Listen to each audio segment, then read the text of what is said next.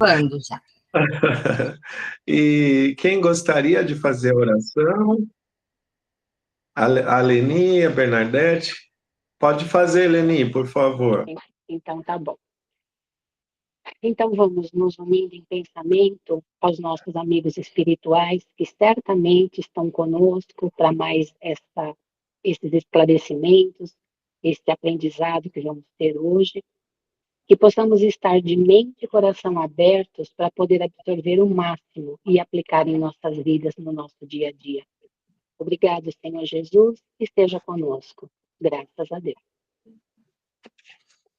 Bom, oficialmente, bom dia a todos. Hoje a gente vai falar sobre o capítulo 3 da segunda parte do livro Céu e o Inferno, né? O capítulo 2 relatou alguns desencarnes dos espíritos felizes, né? Dos espíritos que já tinham uma condição aí espiritual mais elevada, né? Esse aqui, o capítulo 3, ele vai falar dos espíritos que desencarnaram, mas tinham condições medianas, né? Não eram nem tão bons, né? E nem maus, né? Não eram nem bons nem maus, eram medianos. E aí a gente percebe que a evolução dos capítulos está indo, né? Dos melhores para os piores. E aí cabe uma reflexão, né? A gente vê em qual estágio aí que a gente vai se encontrar, né? Para a gente ter uma ideia aí do que a gente pode esperar do nosso desencarne e outra, né? Como a gente ainda está a caminho, de repente mudar o rumo dessa história, né? Esse é o gostoso de estar estudando, de estar tentando se melhorar e evoluir, né? Então, vamos lá, gente. Espíritos em condições medianas. A primeira história é do José Bré, né?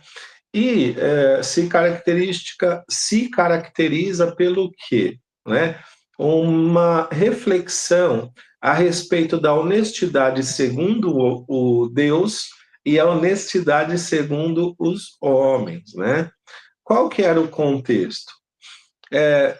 Joseph Bré era o espírito de um homem falecido em 1840 e evocado por sua neta em 1862.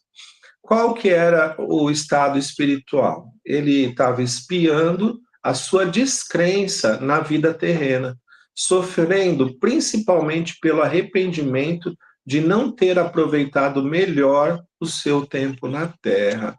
Então, eu acredito que todos nós, que de uma maneira ou de outra está um pouquinho adormecido, um pouquinho descuidado sobre, não é, as necessidades e as maravilhas do espírito, muito provavelmente quando a gente desencarnar, algum arrependimentozinho vai bater da gente não ter aproveitado melhor o nosso tempo, né? Existe uma frase no Espiritismo que eu acho doída, né? Que a gente vai ser avaliado, julgado, não é? Não só pelo bem ou mal que fez, mas também pelo bem que deixou de fazer, né? E o bem que deixou de fazer, eu acho que se alinha diretamente com essa questão do tempo perdido, né? Embora as nossas encarnações sejam basicamente uma página ou uma frase no livro da vida, a gente há de convir que 70, 80, 100 anos de vida dá para fazer muita porcaria, mas dá para fazer muita coisa boa também. E para a gente não se arrepender depois, é muito importante que a gente não perca, embora seja difícil, mas que a gente não perca nenhuma oportunidade de fazer o bem, nenhuma oportunidade de causar, né, de fazer a boa diferença, né, a diferença boa. Dos lugares que a gente frequenta, da gente levar luz, né, da gente levar uma palavra, da gente levar o nosso sorriso, o nosso comportamento, nossa energia, nossa vibração, os nossos conhecimentos, a nossa evolução, né? E isso a gente pode fazer em todo lugar, dentro de casa, no supermercado, no trabalho, num passeio, não é? As oportunidades, elas estão aí a todo tempo. A menos que a gente se tranque numa caverna sozinho, né? Que nem um eremita, e aí a gente não vai ter oportunidade de cruzar com ninguém e não vai ter oportunidade de desenvolver nossa fraternidade, nossa solidariedade. Afinal de contas, é exatamente por isso que a gente vive em sociedade, para desenvolver a nossa moral. Não é? A moral a gente desenvolve no relacionamento com os nossos irmãos, no dia a dia com os nossos irmãos. E, normalmente, os maiores aprendizados são com aqueles que a gente tem os maiores desafios. Então, ao invés da gente repelir, a gente tem que abençoar aqueles que mais nos desafiam, pois são os que mais nos ensinam. Né? Então, o conceito-chave, como a gente já tinha dito, dessa história do José, né, é a distinção radical entre honestidade perante os homens e honestidade perante Deus. E aí, o meu resuminho trouxe aqui, desculpa, uma definiçãozinha, né? Honestidade humana, respeitar as leis humanas, às vezes apenas por conveniência, não prejudicar o próximo ostensivamente e ter uma boa reputação. Né? Em resumo, cuidar para que não percamos o nosso réu primário. Né? Mais ou menos isso. Honestidade divina é definida por ações positivas como abnegação, amor ao próximo, atividade incessante no bem e no progresso alheio, na prática do amor ao trabalho, evitando palavras mordazes, né? Evitando cerrar o coração ao orgulho, à inveja, à ambição, ser paciente, benévolo e perdoar sinceramente. Resume-se, então, em amar a Deus sobre todas as coisas e ao seu próximo como a si mesmo. Né? Então, que conclusão a gente pode tirar da história dele, né? Joseph Bré confessa que, embora fosse honesto perante os homens, falhou em muitos desses deveres divinos por falta de atividade espiritual e esquecimento de Deus. Sua mensagem é um alerta para que os vivos reparem suas faltas com boas obras antes da morte, não é?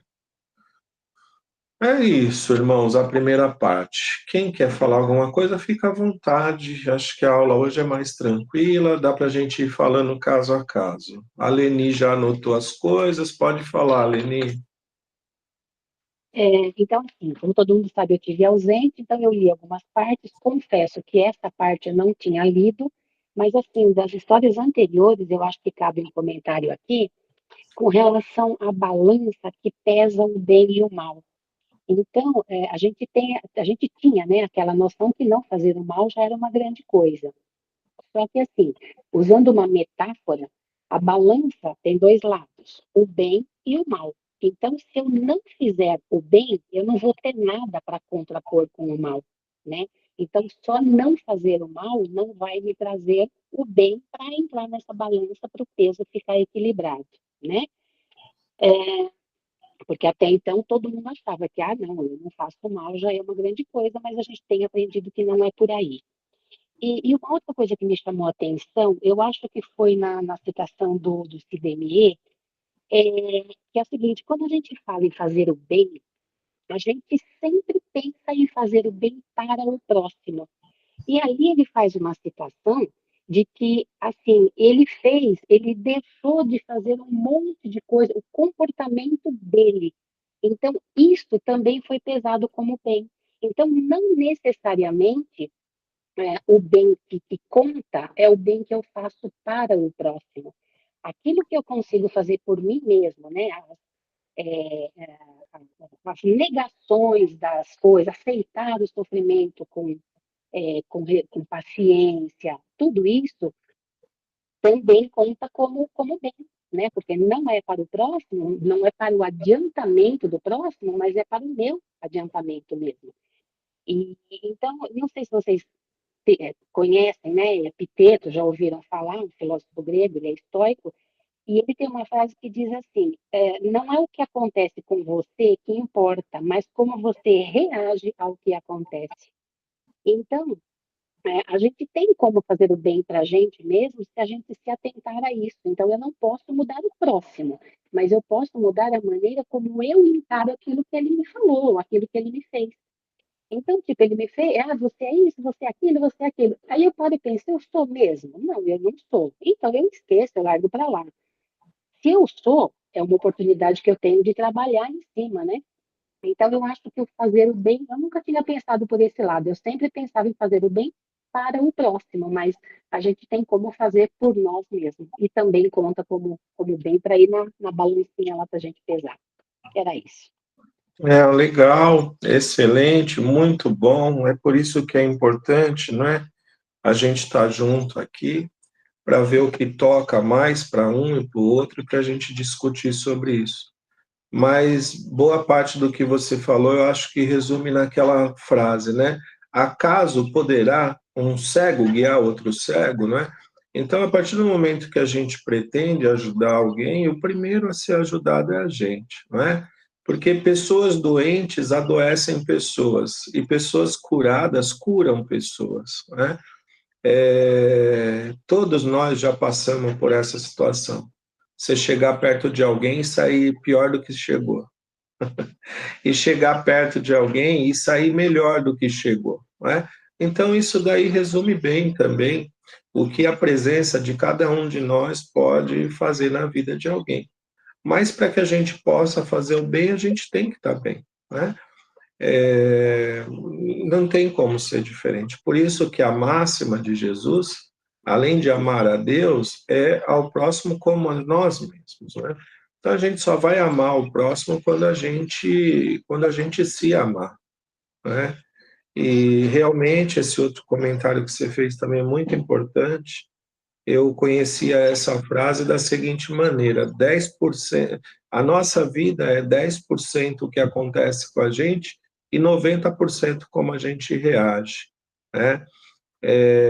Tem gente que às vezes bate o pé no móvel de manhã e à noite está xingando ainda, né? Achando que foi a cômoda que atropelou ele e não ele que atropelou a cômoda. Esse exemplo é bobinho, né? Mas porque uma cômoda não tem pés, né? Uma cômoda não tem pé, uma cômoda não tem braço, uma cômoda não tem boca. Mas quando essa cômoda se personifica e é uma pessoa, né? Aí sim a gente põe a culpa nela, né? E outra coisa muito importante também, Leni, que me fez lembrar a frase do Chico Xavier: aos outros eu dou o direito de ser como são, e a mim o dever de ser cada dia melhor. Tá? Então, assim, o que o outro faz é problema dele, o que a gente faz é problema nosso. Uma árvore boa dá bons frutos mesmo no pântano, não é? E uma árvore ruim dá maus frutos ou nem dá frutos mesmo que esteja num bosque, num jardim lindo e maravilhoso. E aí me lembra uma outra frase que eu aprendi esses dias também: floresça onde for plantado. Floresça onde for plantado. A gente fica aí discutindo o vaso, não é? Que a gente está, fica discutindo o terreno que a gente está, mas o importante é que a gente está plantado e a gente tem a oportunidade de florescer. Então, que a gente floresça onde for plantado. Só para concluir isso daí, essa ideia é muito libertadora, tá? Uma coisa é a gente dominar a ideia, outra coisa é a gente internalizar a ideia, né? Ultimamente eu tenho tentado e algumas vezes eu tenho conseguido, tá? Se a gente perceber que o outro dá o que tem, né? E é o que ele pode dar naquele momento, e o que ele está dando é problema dele, isso deixa, desculpa, isso deixa de ter importância na nossa vida. A nossa vida não é modificada pela ação do outro. E, de novo, a doçura dos nossos frutos não pode depender da amargura dos outros, né? Os outros têm o direito de ser como são, como disse Chico Xavier. E a nossa árvore tem que dar frutos cada dia mais doces. Esse é o nosso problema. Esse é a nossa reflexão. Essa é a nossa meta. Esse é o nosso caminho. E aí eu disse que eu ia concluir, mas vou concluir agora, né? A salvação, irmãos, né? Assim, poxa, o Leandro é evangélico mesmo, né? Falando de salvação. Mas um dos lemas do Espiritismo é fora da caridade não há salvação. Então, não estou inventando nada dentro do Espiritismo, né? A salvação é uma palavra usada dentro do Espiritismo. A salvação nada mais é do que o nosso crescimento, a expansão da nossa consciência. E, falando das nossas relações com os outros irmãos, e com os problemas e as chagas e vícios que eles carregam, eu quero deixar claro para a gente que a nossa salvação é individual. A nossa salvação é um particular de cada um de nós com Deus. A nossa salvação somos nós e Deus. E aí a gente aproveita para voltar para o texto, não é? A honestidade com as coisas de Deus ou a honestidade com as coisas do homem, não é? A gente deve satisfação para uma só pessoa, se é que a gente pode chamar de pessoa. A gente deve satisfação só para o nosso Pai, né? O nosso Criador. É só para Ele. Quando a gente desencarnar, ninguém vai ficar perguntando o que fulano ou beltrano fez para a gente, né? E sim o que a gente fez dentro das leis de Deus, para a gente, como a Leni falou, para a gente e para os nossos irmãos, né? Que a gente aprenda a ser caridoso e amoroso conosco, para poder ser com os outros também. Certo? Gente, daqui a pouco eu abro para a gente falar de novo, que a gente precisa seguir só mais um pouquinho. Sem pressão, mas vamos tentar ver pelo menos mais um caso aí, né? Então, o segundo caso aqui é da Helene Michel, perturbação e desprendimento gradual. Qual que era o contexto? Trata-se de uma jovem de 25 anos, rica, frívola e de caráter leve, mas bondosa e caritativa. Ela foi evocada 3 dias após uma morte súbita, né? Então, nessa primeira evocação, ela se encontrava em estado de perturbação, confusão extrema. Ela sentia uma dualidade, ainda presa ao corpo físico, do qual sentia a frieza e a algidez. Sabia que tinha morrido, mas não compreendia plenamente sua nova condição. Ou seja, é como se ela estivesse num sonho. E aí, digo eu, né? Ou num pesadelo, né? Porque com certeza algumas coisas não eram tão boas. E provavelmente, nesse estado de confusão e de torpor, em muitos momentos a gente vai associar com algo que a gente conhece, da vida encarnada. E a gente vai pensar, tratar-se de um pesadelo, né? Na segunda evocação, foi alguns dias depois dela ter desencarnado, né? Aí ela teve uma evolução do estado. as suas ideias já estavam mais claras, graças às preces feitas por ela. Agradecia pelo auxílio, não é? E compreendia que sua morte era necessária para um progresso espiritual. Qual é o novo entendimento dela? Não é infeliz, mas reconhece que perdeu tempo em sua última existência e pede a Deus para voltar à Terra em uma nova vida para reparar isso. Sinceramente, eu acho que foi a maioria de nós em outras vidas, né? A sensação de que a gente perde tempo e aí pede, né, uma nova vida para poder reparar. Assume que compreendeu plenamente sua morte no dia em que oraram por ela, né? Você vê a importância das próprias preces e das preces dos nossos entes queridos, né? Então, em uma nota, o Kardec analisa que a leviandade de seu caráter prolongou o estado de perturbação e ligação ao corpo. No entanto, por não ter vícios sérios e ser de boa índole, essa situação não era penosa e foi temporária, né? Então, é aquilo, né? A gente, na minha família, quando a gente fala mais ou menos, fala assim, meia mussa, meia calabresa, né? Então, assim, é uma existência assim, meio, né? Meio aqui, meio ali, né? Infelizmente, volto a dizer, né? Como, como alguns de nós, né?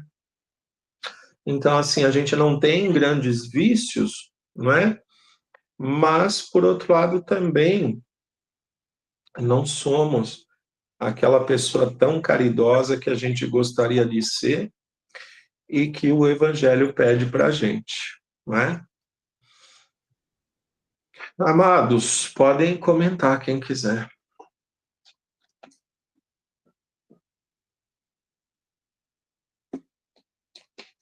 Pode.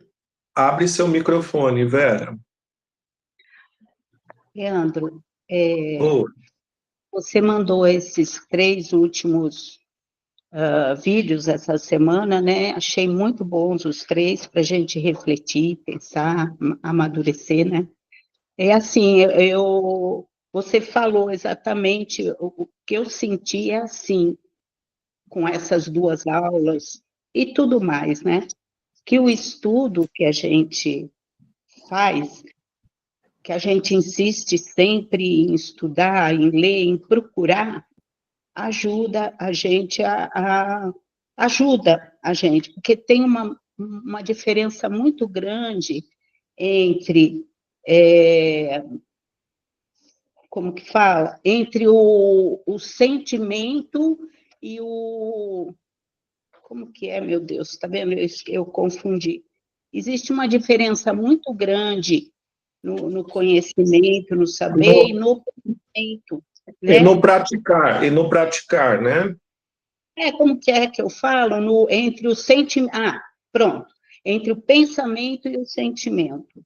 A gente estuda muito e, com isso, a gente evolui nosso pensamento, nosso aprendizado, e isso vai trazer uma mudança no sentimento. E a gente vê que muitos problemas não dependem, a gente se torna assim, o sentimento, ele explode, às vezes, de uma forma que você não domina tão facilmente, né? O sentimento, ele é uma coisa interna, interior, por mais correta e preciso, mas aí, estudando isso, estudando e buscando, como você disse, amar a Deus sobre todas as coisas, vai resumir lá em todos os ensinamentos, que é amar ao próximo, né? Como a si mesmo. E a gente, quando lida com pessoas muito difíceis, a gente também é difícil para eles, né? Eles são difíceis, talvez sejam mais impulsivos, e a gente é difícil, porque uma coisa puxa o outro, e quando você consegue exercitar a paciência, você exercita a paciência para você, porque existe coisas para você relevar, ter paciência, e assim, porque, eu me perdi no raciocínio, mas era isso que eu queria falar, sobre a diferença dos pensamentos, do sentimento e de tudo mais, assim, né? Por exemplo, Olha, Roberto, uma pessoa depressiva, por exemplo, é difícil, muito difícil lidar, mesmo que essa pessoa, ela seja, embora se caracterize como um transtorno, tudo bem, mas não é fácil você falar e a pessoa assimilar tudo. Ela pode concordar com você, ela pode, mas na hora de sentir, aquilo rouba a felicidade dela, porque é uma coisa profunda, e assim, tirando do transtorno, né? Mas é difícil você lidar com isso. Mas é isso, basicamente, eu queria falar sobre isso, sobre o legal, pensamento. legal. Legal. Então, interessante o que você colocou, e me faz lembrar de novo, né, de uma frase batida, mas que é excelente, não é? Conhecereis a verdade, lógico, né? Quem falou foi o mestre, né? Conhecereis a verdade e a verdade vos libertará. Né? Então, essa questão é muito legal que você falou, entre o pensamento e o sentimento, e também entre o pensamento e as ações. Né? Mas a Leni estava falando da gente se amar e da gente procurar se melhorar. Né? Fazer um estudo como esse no domingo, às 9 da manhã, é um ato de amor por nós mesmos, não é? E uma vontade da gente se melhorar. Né? A melhora não pode vir enquanto a gente está cego. Não é? A verdade é luz, e a verdade vai acender luz sobre os nossos pés, pensamentos, atos e sentimentos. De que maneira eu consigo enxergar isso? A partir do momento que a gente entendeu, não é, que a vida do outro não modifica a minha, eu preciso parar de me encher os fazem e me preocupar com o que eu faço, não é? Então, isso é uma libertação. Isso é uma libertação. E isso, através do conhecimento, vai mudar nosso sentimento.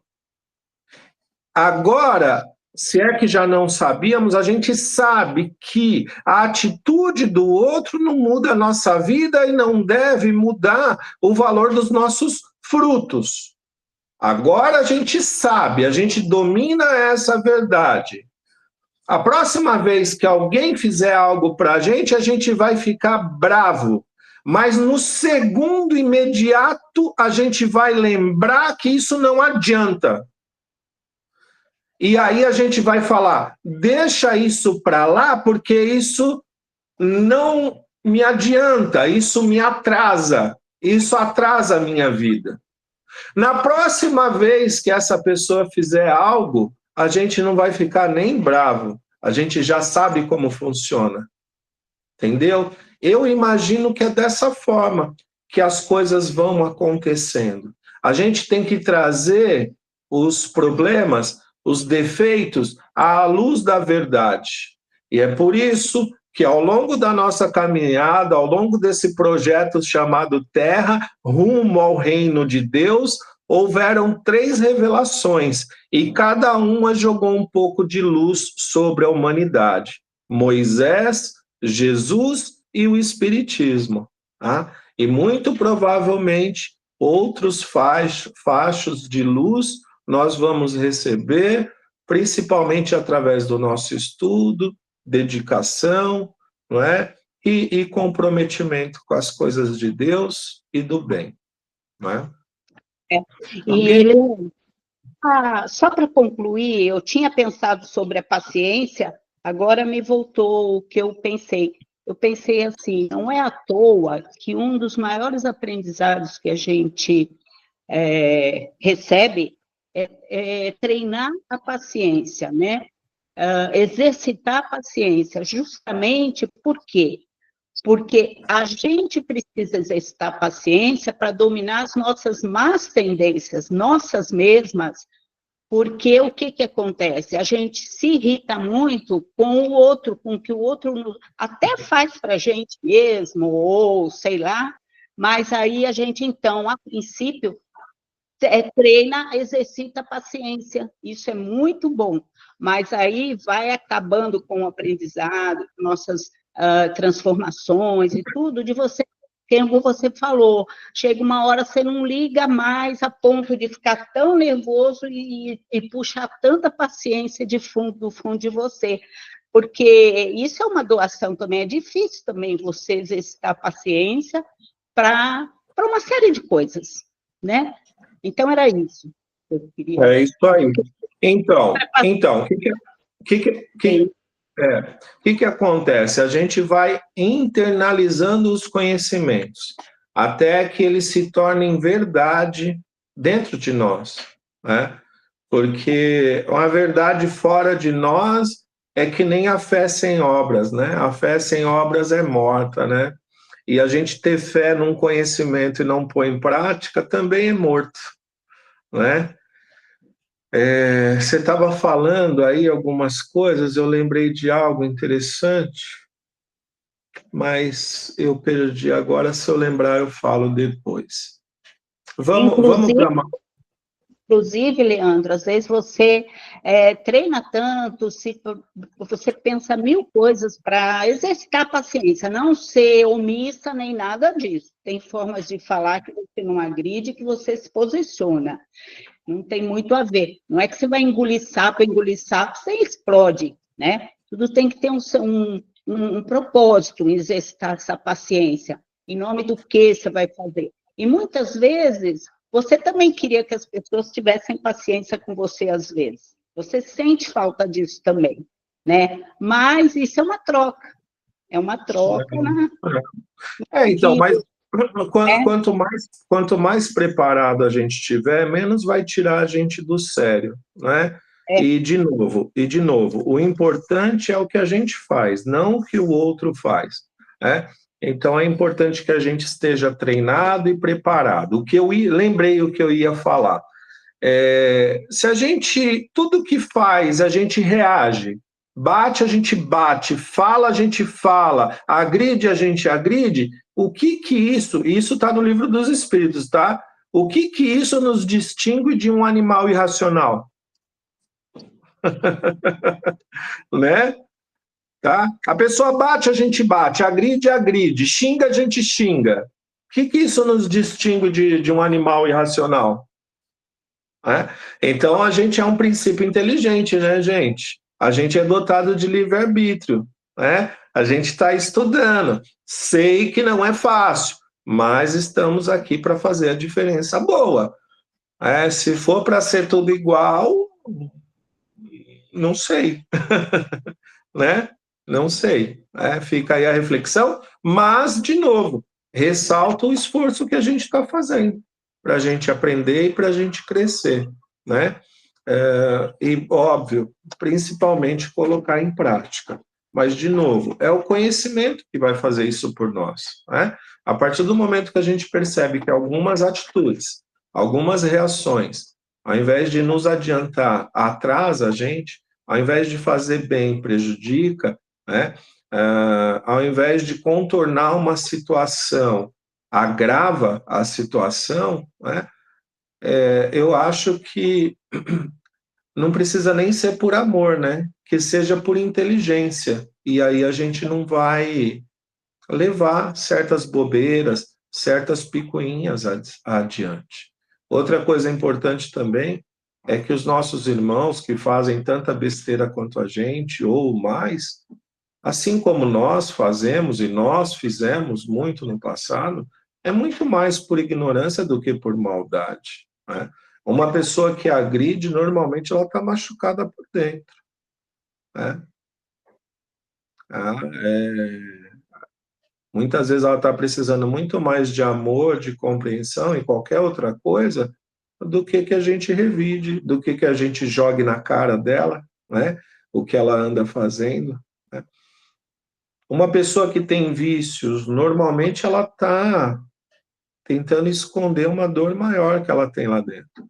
A gente precisa tratar a dor e não chamar ele de drogado, de bêbado e assim por diante, né?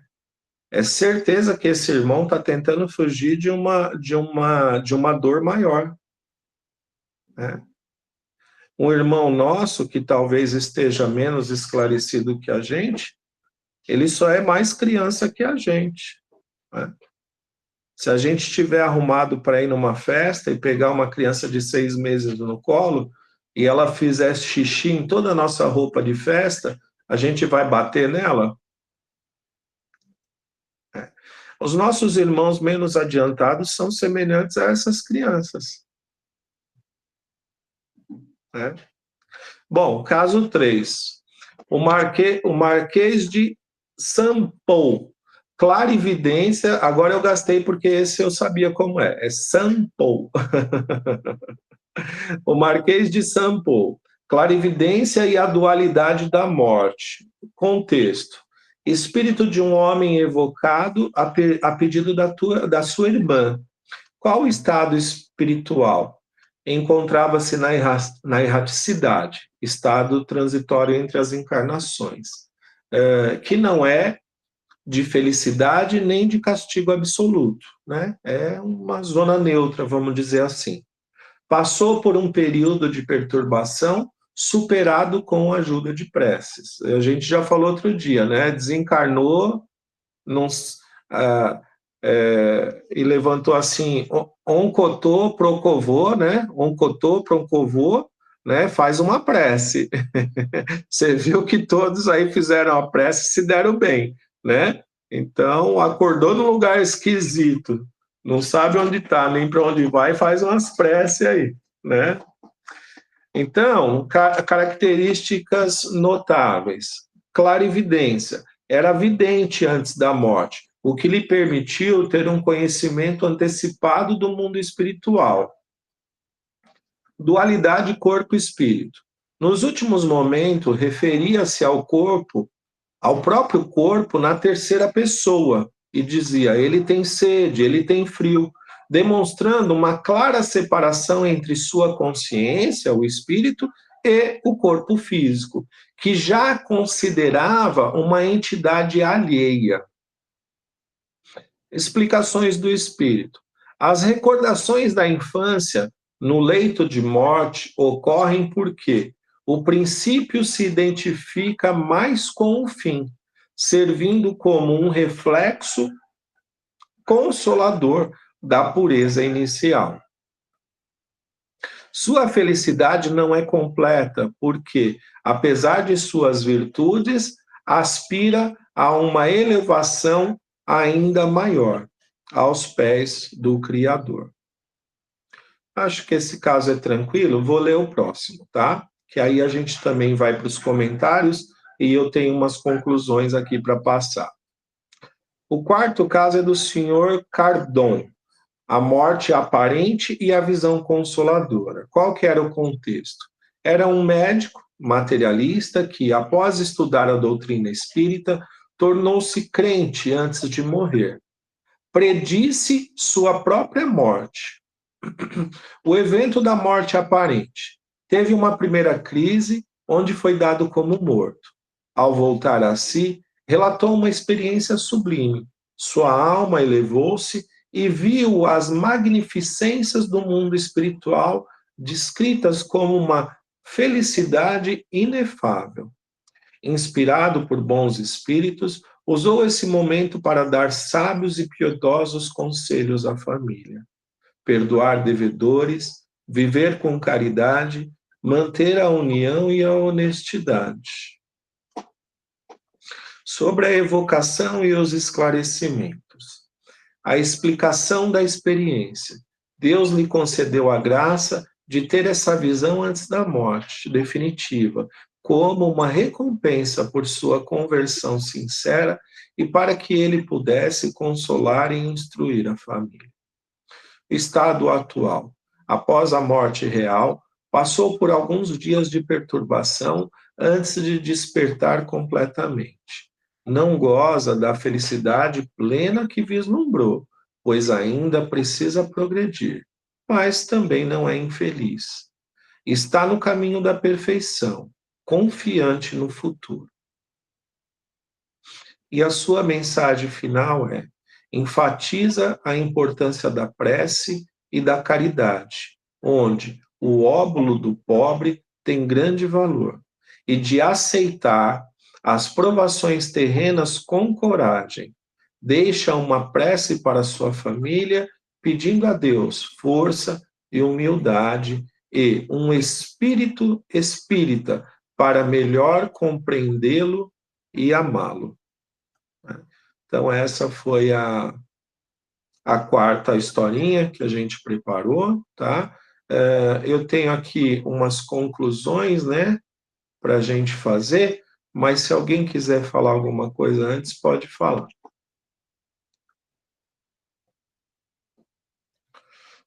Ninguém?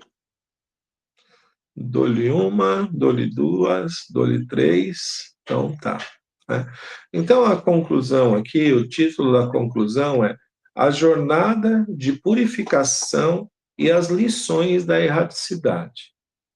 Os exemplos do capítulo 3, né, desse capítulo que a gente está estudando, oferecem uma visão profunda e coerente do estado espiritual mediano, ilustrando que a vida após a morte não é uma simples dicotomia entre céu e inferno, mas um estado de consciência consequente que reflete diretamente as nossas escolhas, o caráter e o grau de evolução moral alcançado durante a vida terrena. De novo, aquela frase que o Genésio gosta, né? Para morrer bem, viva bem, né? Para morrer bem, basta viver bem. Qual a conclusão central que a gente extrai dessas comunicações? Não é? É a de que a erraticidade, esse estado transitório entre as encarnações, funciona como um espelho da consciência individual. O sofrimento ou a paz experimentados não são punições arbitrárias, mas resultados naturais. Então, é a nossa consciência colocada frente a frente com o espelho. Né?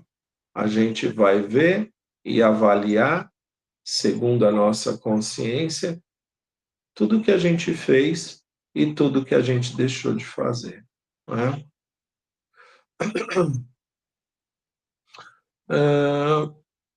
Resultados naturais. Primeiro dos resultados naturais. O arrependimento como dor maior. A história de Joseph Bré demonstra que a pior dor espiritual não é um fogo externo, mas um arrependimento íntimo e a lucidez sobre oportunidades perdidas para praticar o bem de forma genuína, segundo os princípios divinos e não apenas humanos, né? Quantos de nós já vivemos, né, olhando só os princípios humanos? Quantos irmãos nossos estão olhando só os princípios humanos, não é? E o quanto isso nos leva a erros e omissões. E o quanto esses erros e omissões, lá no plano espiritual, quando desencarnado, a nossa consciência vai cobrar de nós. Não precisa ninguém cobrar da gente. Não vai descer um juiz e um acusador, não vai descer ninguém para ficar apontando nossos erros. É a nossa consciência mesmo, né? E uma coisa interessante, irmãos, eu já havia lido isso em outros lugares, né? A pior dor não é do fogo externo, mas o arrependimento íntimo. Amados, eu li num livro que a dor física não tem nem comparação com a dor moral. Tá? Então, assim, um espírito que está em sofrimento aqui na Terra e dá cabo da sua vida, né? Quando chega, é só um exemplo, né? Quando chega no plano espiritual, a dor moral que ele sofre faz ele desejar voltar a sentir a dor física, porque a dor física perto da dor moral não é nada.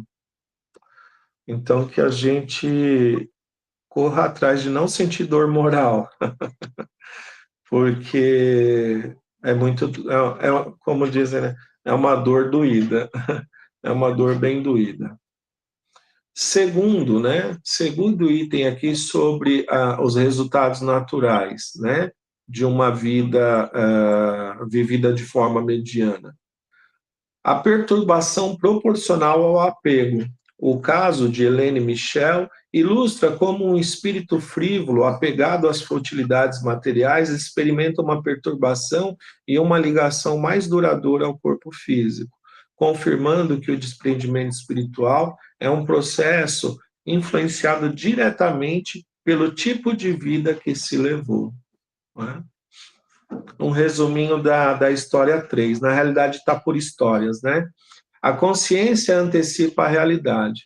A experiência do Marquês de Saint-Paul, que já era vidente, mostra que um maior desenvolvimento espiritual ainda na Terra permite uma transição mais lúcida e uma compreensão mais clara da dualidade entre o corpo e o espírito, amenizando o choque da morte. E no quarto caso, a misericórdia divina e a conversão.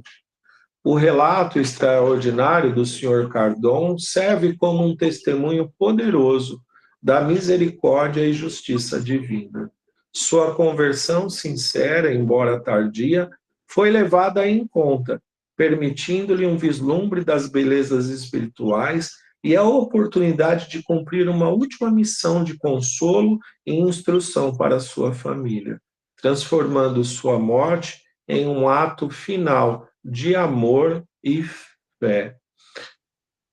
Uma coisa que é muito boa mesmo, é que se por um lado, né, a gente vai ser julgado pelo mal que fez e pelo bem que deixou de fazer, uma coisa muito boa, muito justa, né, da parte de Deus, é que nada do que a gente faz de bom fica esquecido, fica sem recompensa, nada, sabe? Até o dia que você deu uma gotinha d'água para uma formiguinha beber, né? Nada passa despercebido. Todo tipo de bondade que a gente mostrar, não é, vai ser levado em conta. Tudo que a gente fizer de bom vai ser levado em conta. Tudo. Então a gente também não tem que estar preocupado com isso, não é?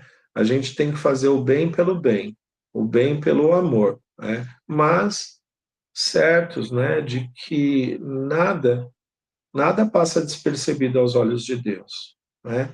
Inclusive e principalmente as coisas boas que a gente faz, né? Isso é legal e serve de consolo, porque, de novo, né? Às vezes a gente está fazendo tanta coisa para fulano, ciclano, Beltrano, e a gente acha que eles são chatos, birrentos, mal agradecidos, não é?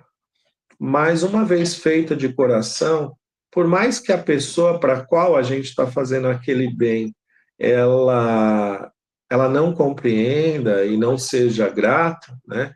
Nada passa despercebido aos olhos de Deus, né? Por isso que, de novo, né? Fulano merece, não merece, é bom, é ruim, né? Façamos o que o nosso coração mandar. Porque se for de coração e não for simplesmente para querer demonstrar que a gente é bom, ou porque espera uma recompensa lá no céu, né? A gente fazendo de coração, tudo vai ser levado em conta. Tudo vai ser levado em conta. Até mesmo porque, numa análise um pouco mais profunda, esse levar em conta, na realidade, é porque toda e qualquer boa ação se reverte para algo bom dentro de nós mesmos, né? Significa que a gente está crescendo, né? Não precisa mesmo de nenhum reconhecimento externo, né? O nosso espírito está se beneficiando no exato momento que a gente está realizando aquela boa ação, né? Então, realmente não precisa um reconhecimento posterior e nada disso, né?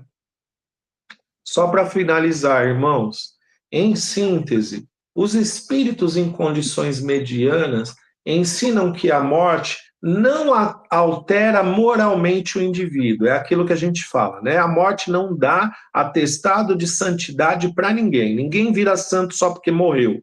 Se a gente era santo em vida, vai ser santo desencarnado, não é? Se era um diabinho encarnado, vai ser um diabinho desencarnado, né? A morte não dá atestado de santidade, né? Ela só revela a nossa verdadeira essência. Lá no plano espiritual não tem máscara, né? Energia não mente. Então a gente vai estar lá fazendo essa cara de bonzinho, essa cara de quem está dentro do centro espírita, curtindo uma palestra, sendo bonzinho, né? Mas lá no plano espiritual todas as máscaras caem, né? O estado espiritual imediato é uma extensão da vida terrena, um campo de aprendizado onde o espírito toma plena consciência de seus acertos e erros, preparando-se muitas vezes através do arrependimento e do desejo de reparação para futuras existências mais nobres e alinhadas com as leis de amor, caridade e progresso que regem o universo. A doutrina espírita, portanto, apresenta a morte não como um fim, mas como um portal de transição para um novo estágio da eterna jornada evolutiva do espírito, não é? Então, a morte não é o fim, é um recomeço, não é? E esse recomeço, muitas vezes, a gente pede, anseia por ele, por causa do arrependimento e do desejo de reparação, não é? Querendo ter uma existência mais nobre e alinhada com as leis de amor, caridade e progresso. Amor, caridade e progresso, que regem o universo. Então, amados, que a gente não espere a próxima, que a gente tente ser dessa, não é? Uma existência mais nobre, alinhada com as leis de amor, caridade e progresso que regem o universo. É isso que Deus e Jesus espera da gente. Que assim seja. Irmãos, temos uns minutinhos. Alguém quer falar alguma coisa? Dona Ângela, Dona Bernadette, Dona Keiko, Dona Luana, Bernadette, pode falar. Essa semana, nem esse mês, como a gente tem bastante eventos na casa que eu frequento, no Joana, É verdade, é verdade. Então a gente ficou muito tempo lá, né? Na semana, porque a gente já tem os trabalhos que a gente tem que fazer mesmo, e nos domingos que nós estivemos presentes lá. E aí eu até comentei com uma das meninas, falei assim, gente, por mim eu moraria aqui no Joana, porque é uma paz muito gostosa, o acolhimento. E a gente teve visita de várias pessoas, inclusive que não são espíritas, devido a esses eventos, né? Mas, ao mesmo tempo, eu falei assim, mas morar aqui é muito bom, porque aqui só tem amor, só tem carinho, as pessoas são lindas e maravilhosas, porque todo mundo, uns vem buscar ajudas e nós aqui estamos para servir. Mas o aprendizado maior é lá fora. É com os nossos familiares, é no nosso trabalho, é no ônibus. É lá que a gente... Aqui é tudo lindo, aqui a gente vai ficar feliz, põe o colchãozinho aqui, tá lindo e maravilhoso. Mas a nossa briga com nós mesmos, né? Que, na verdade, né, não é com os outros, é conosco. Né? O aprendizado é conosco, é lá fora. Então, assim, a gente trazer todos esses ensinamentos que a gente aprende, né? Através dos livros, com esse estudo que a gente está tendo aqui no domingo, inclusive lá também, que a gente também faz outros estudos, é só um pedacinho para a gente.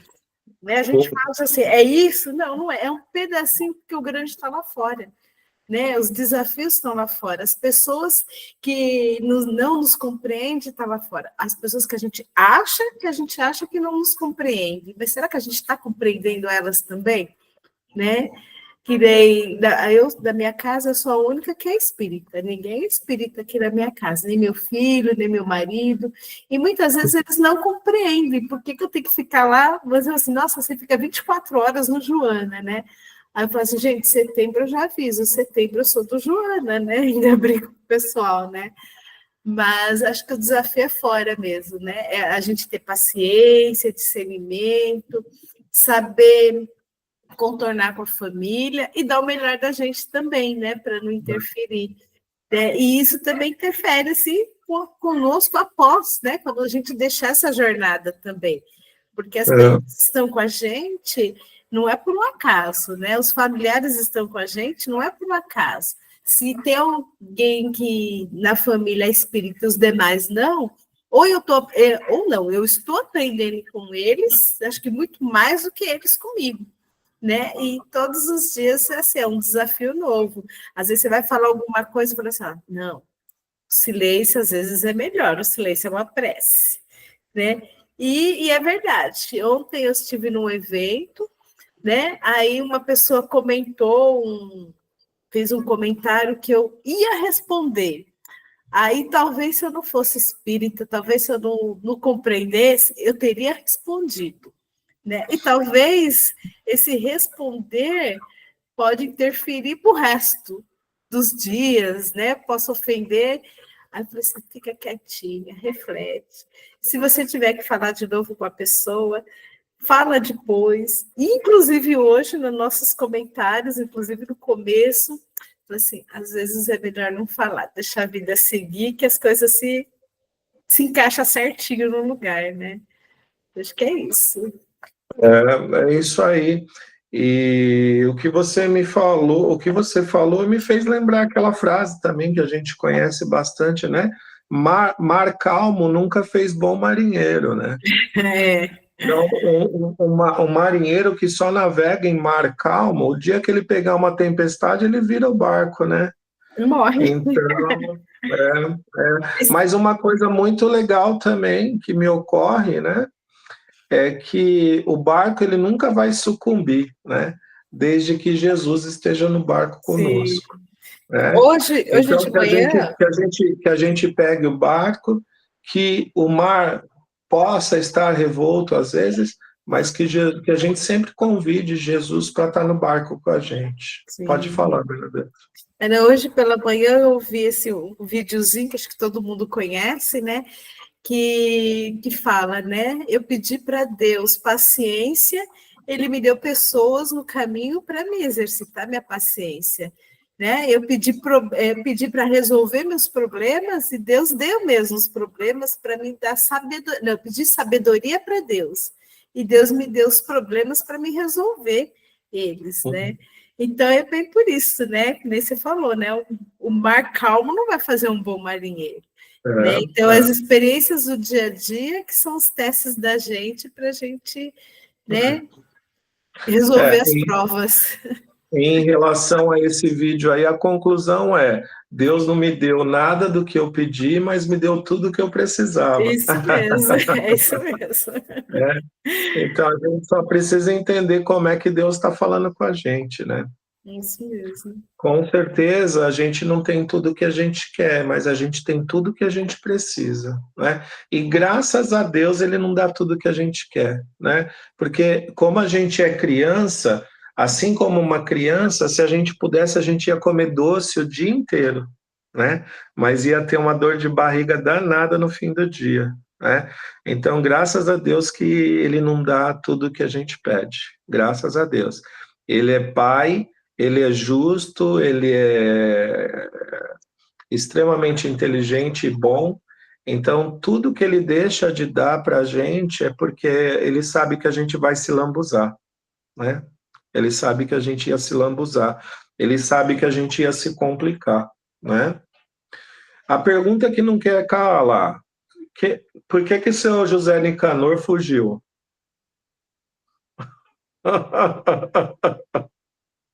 Ele tá viradinho. Tá de lado? Tá viradinho. Então tá bom. Gente, quem quer fazer a prece de encerramento, por favor? Um de cada vez. Se quiser, Eu faço. Tira no para aí, para Bernadette ou Ângela? Pode fazer, Ângela, eu faço as próximas semanas. Tá bom. A Ângela não falou ainda, então faz a prece, por favor, Ângela. Farei, sim. E nós vamos assim, mais uma vez, agradecendo a Deus por esta manhã de domingo, tão maravilhosa, né? Já começamos logo cedo com esse aprendizado que nos eleva, que nos faz tão bem. Muito obrigada, Deus. Obrigada por todos os que estão nos acompanhando na leitura deste livro, tão esclarecedor, tão maravilhoso. Pedimos também, Senhor, que ilumine cada vez mais esse nosso querido instrutor, Leandro, que nos traz, assim, ótimas palavras, que faz do nosso domingo um ótimo domingo. Muito obrigada por tudo, meu Deus. Que assim seja. Amém, graças a Deus. Obrigado, Ângela. Que Deus permita que a gente continue, né, estudando e evoluindo. Obrigado, gente. Bom domingo a todos, viu? Bom dia, bom domingo. Tchau, tchau. Boa semana. Tchau, tchau. Boa semana. Tchau, gente. Boa semana.